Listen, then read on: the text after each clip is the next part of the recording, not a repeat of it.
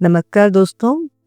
आज एक बहुत इम्पोर्टेंट टॉपिक पे बात कर रहे हैं और वो है अब जो नया वायरस फैलना शुरू हो गया है एचएमपीवी, है ना? वायरस तो वायरस है, फैलेगा जैसे पहले फैला था, अब दोबारा फैलना शुरू हुआ है।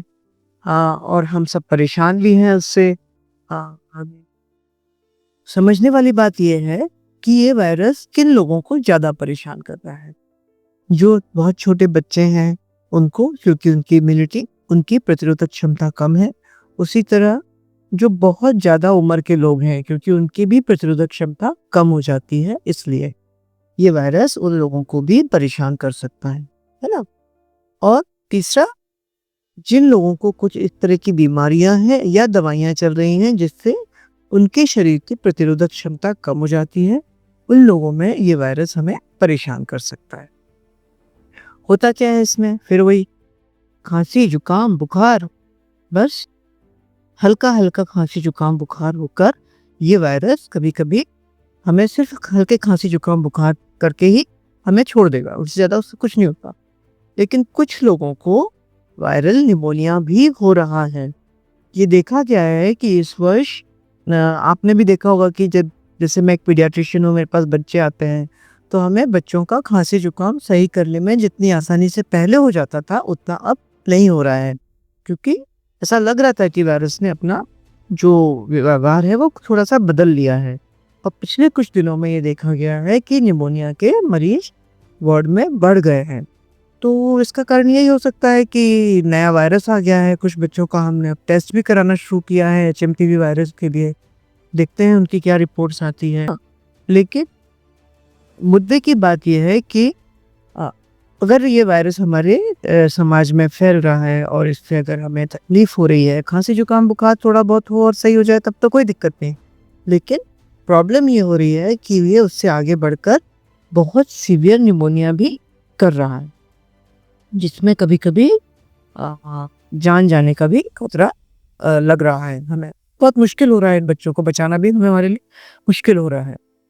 तो फिर हम क्या करें, कैसे बचें? बात तो वही आती है कि हमें बचने का साधन पता होना चाहिए।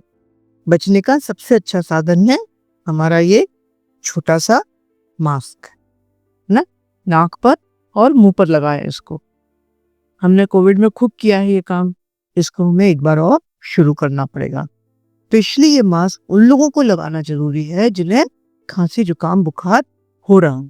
तो इसलिए अपने बच्चों को, अपने परिवार को सुरक्षित रखने के लिए मास्क पहनना शुरू करें। ठीक।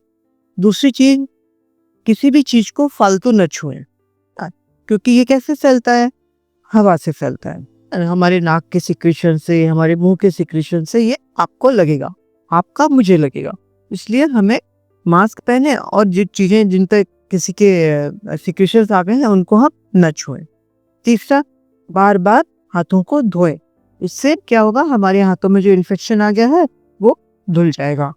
और किसी भी हालत में अपने हाथों से अपनी नाक, कान और मुंह को न छुएं, क्योंकि ये वो छिद्र है जिनसे वायरस अंदर जाएगा।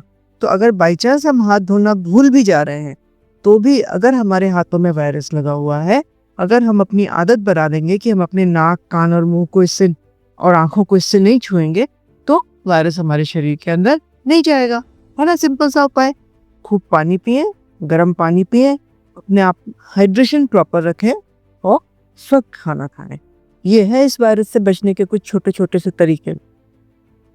ये सच है कि ये वायरस आज का नहीं है, ये वायरस भी बहुत पुराना है। जिस तरह से कोरोना बहुत पुराना था, है ना, एचएमपीवी वायरस भी हमारे नॉर्मल वातावरण में पहले से था।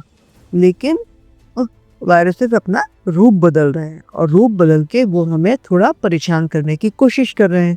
तो जैसे हमने पहले कोरोना को हराया, अब हम इस वायरस को भी हराने का पूरा दिल रखते हैं और पूरी क्षमता रखते हैं। तो कृपा करके मास्क पहनना फिर से शुरू करें। धन्यवाद।